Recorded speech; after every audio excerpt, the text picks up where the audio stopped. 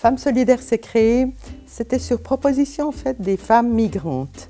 Parce que je travaillais au planning familial et j'avais organisé des cours de français pour les femmes, un soir par semaine. Et au bout d'un certain temps, il fallait céder la place pour d'autres personnes qui devaient apprendre le français. Et elles ont dit non, mais on continue à se voir, il faut faire quelque chose. Alors on a fait quelques réunions. Et puis après, on s'est créé une association dans les années, fin des années 90, 96, 97, qui s'est appelée Femmes solidaires sans frontières. Et le but, c'était de continuer à se rencontrer, de sortir de l'isolement.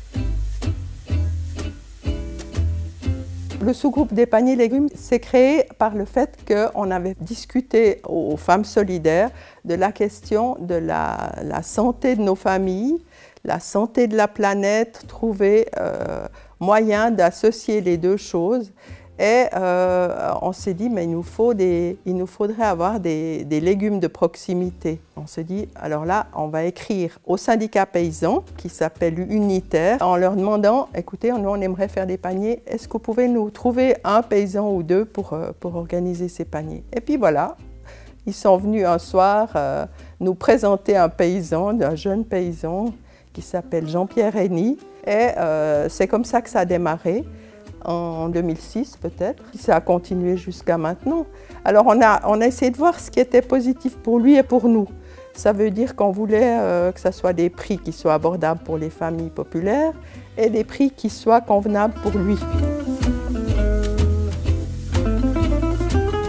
Ce qui est bien, c'est qu'on devient imaginative dans la cuisine, dans le sens que, suivant le légume qu'on a, on fait avec ça.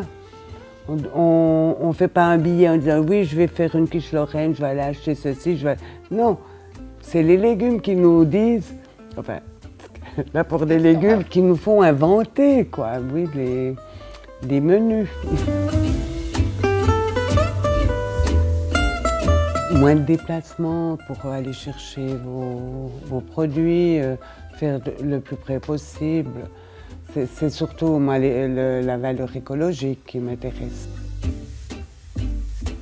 Ça vient de mes parents, moi je dois lire ces valeurs et après, petit à petit, j'ai connu d'autres gens qui étaient aussi des gens comme ça, solidaires. On peut apprendre les uns des autres, on peut découvrir qu'on est pareil parce que dans les émotions et dans les besoins pour nos familles, pour nos enfants, pour nos voisins, c'est la même chose qu'on soit togolaise ou qu'on soit tamoul ou qu'on soit…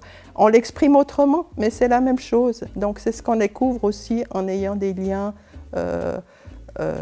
pratiques autour des paniers, autour de l'école, pour les enfants, enfin toutes sortes de situations. Ça m'apporte beaucoup, avec les relations humaines et tout ça, quoi. Je pourrais quand même pas rester dans mon salon devant la télé toute la journée et puis pas voir jamais personne. Oui, non, mais je pense que c'est plutôt pour moi que je le fais. Je suis d'accord avec toi, c'est vraiment la richesse des liens. Hein. Quand on apprend à se connaître plus en profondeur les uns les autres, c'est magnifique, la richesse de l'expérience humaine dans ce bas monde un peu tristounet où il y a plein d'horreurs qui se passent, mais il y a des belles choses qui ont lieu. Et justement, en découvrant des personnes qui elles-mêmes nous offrent leur vécu, leur intérieur, c'est magnifique, c'est riche. Et ça nous dynamise, ça donne la force de continuer vers plus d'humanité.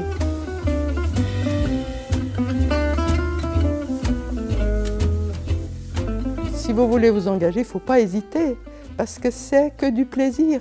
C'est vrai que des fois on est fatigué aussi, il faut quand même reconnaître. Mais c'est vrai que c'est une telle dynamique, une richesse quand on se met là-dedans. Et puis si on est fatigué, on passe la main à quelqu'un d'autre. Quand c'est un groupe, on peut se reposer les uns sur les autres et puis parler aussi de nos envies, mais aussi de nos limites, quoi. Et je pense que c'est pas compliqué. Et puis en observant, en étant en lien avec d'autres, on peut avancer, on peut se transmettre le flambeau. Oui, c'est pas compliqué.